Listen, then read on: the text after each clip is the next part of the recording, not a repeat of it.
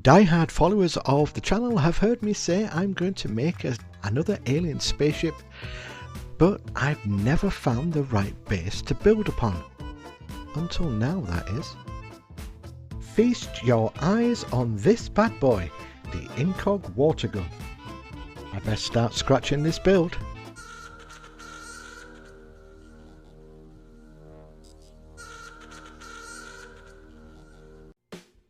It's unlike any water pistol I've ever seen before, but it just screams spaceship to me. Now I'm not going to take it apart. Instead, I'll patch up the screw holes with a little Umbro model filler. I'll just dab some of this in each hole and then let it set and then sand it down. So I did the sanding off screen because that's kind of boring. Now I'm trying to work out what I want for the front and what I want for the back. And do I want that slidey bit out or do I want to keep it in? There's so many options with this. I mean, it may look boring to some people, but this is a new shape and I'm kind of excited. And I think that's going to be the back and the handle is going to be the front. I know, controversial. I'm still undecided at this point on how I'm going to tackle this build, so I'm going to score some panel lines into the plastic before I do anything else. And future me will jet back to present me and tell me I wasted 20 minutes of my life that I'll never recapture on doing just this.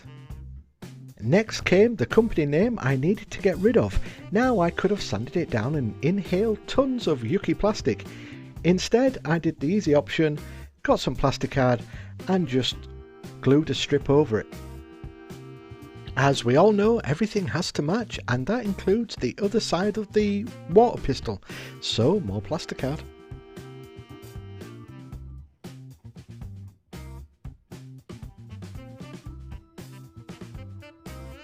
Then I stuck some little bits of cut off plastic card onto the other bit of plastic card, just for visual interest. It was time for pokey ear sticks, unused of course. I'm using these as pipes.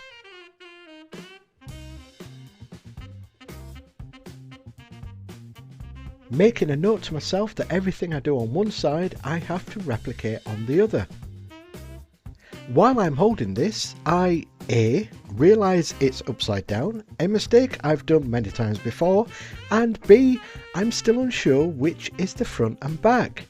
I'm doing little flybys just to sort of like get it in my head which way it should go. I'm definitely leaning towards the slidey bit being the back end. Okay, so this is the fun part of kit bashing or scratch building. Amassing a ton of cheap model kits your other half constantly complains to you about as they're being left on the shelf for months gathering dust. As you can see, I have two of everything.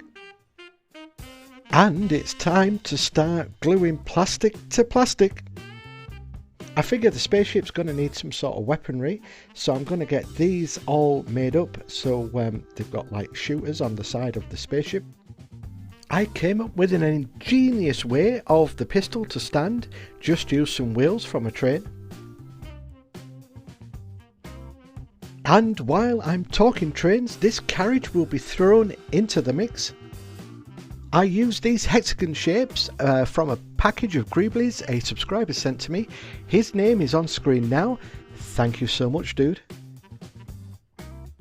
Going all in, I made an executive decision and placed the first heat shield on the back. Therefore, the back is now the back. I repurposed these cool looking jet engines from a kid's toy that I got from the local thrift store. To cover the handle, this Power Rangers toy that I broke down will give me the look I'm wanting for the front. I just need to bloody work out how I'm going to fit it. Okay, that'll work like that, but then I've got too many gaps that I need to cover. Hang on now. I think I might have some bits that I could just stick into this. Let me just have a look. Oh yeah, look, that'll fit nicely into there. I do love kit bashing. Oh look, some more real vintage plastic straws are being repurposed as more pipes. Some more bits from the Power Rangers toy is I'm just going to get thrown on. Well, not thrown on because I've thought about this. I've got one for each side. This is the 4th attempt now at the nose cone, so wish me luck. And while I struggle, I'll throw some subscriber names on screen now who have left comments. If you want to leave a comment, put the code word in that comment. The code word will be coming shortly, just so I know you're a watcher and didn't just skip. Okay, so the nose cone finally stayed into place. There's lots of gaps, but I'm going to cover them very shortly. Let's get kit bashing.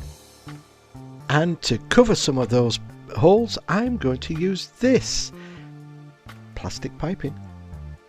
As you can see, that covered some of the gaps up very nicely and starting to give it that sort of alien-esque sort of H.R. Geiger skull train sort of look that I'm looking for.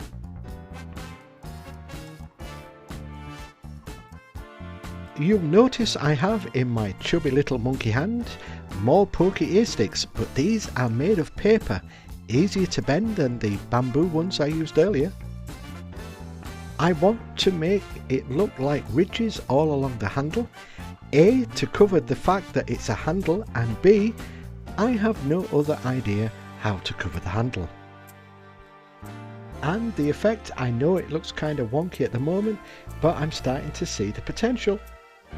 To cover the end of the pokey ear stick, some plastic bracelet beads are cut down and added to each end. These amazing tiny little Tic Tac boxes are added to the build.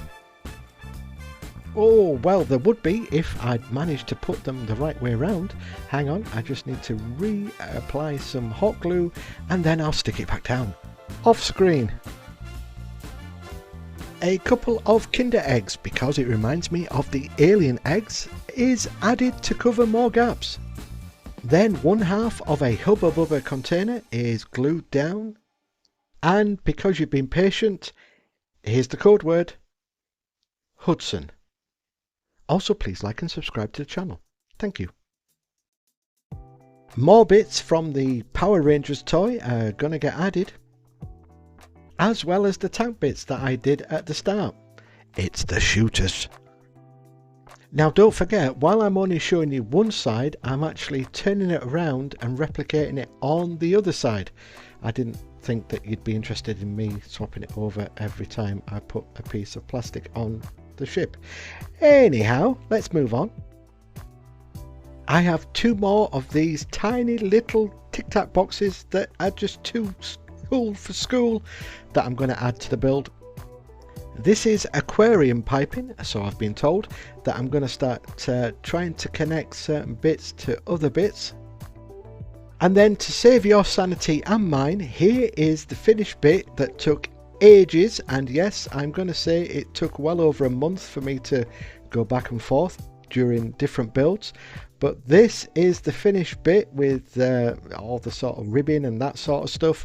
I used gesso just to cover up some of the plastic that I knew wouldn't take well to the primer. Used lots of the tank bits, made it kind of look like, well, hopefully like an alien spaceship. So I'm going to just cover all these paper pokey ear sticks with some more gesso, and then it'll be onto the table to get primed, which I'm gonna prime grey. So there she is, all primed grey, and I don't like the grey, so I'm going to respray it black. Time to bring out the airbrush, so this takes a while, but I spray it all black. I do about 3-4 coats. Once the black is dry, then I go in with a dry brush of, now believe it or not, this is gold. I was trying something different and I think it's worked, but I go all over the ship with a dry brush of gold. Then another dry brush of silver. This is lead belcher, I do believe. I do all that just to try and bring up some more of the highlights. And since this is supposed to be an alien Geiger-esque sort of spaceship, I'm using these sort of dull colours because I didn't want anything bright. This is how I would imagine an alien spaceship would look like. Still using the silver for the piping, but as you can see from the lighting effect, it's sort of giving it that alien sort of vibe. Well, I think it is anyway. And then it was onto all the piping, which I did in a off-white sort of colour. Now these I wanted to look like bones or rib cages, so I'm going to paint this white and then go over it with some null oil, and then go over that with a rust effect to try and really make the bones pop. Next are the glamour shots. Thanks for watching.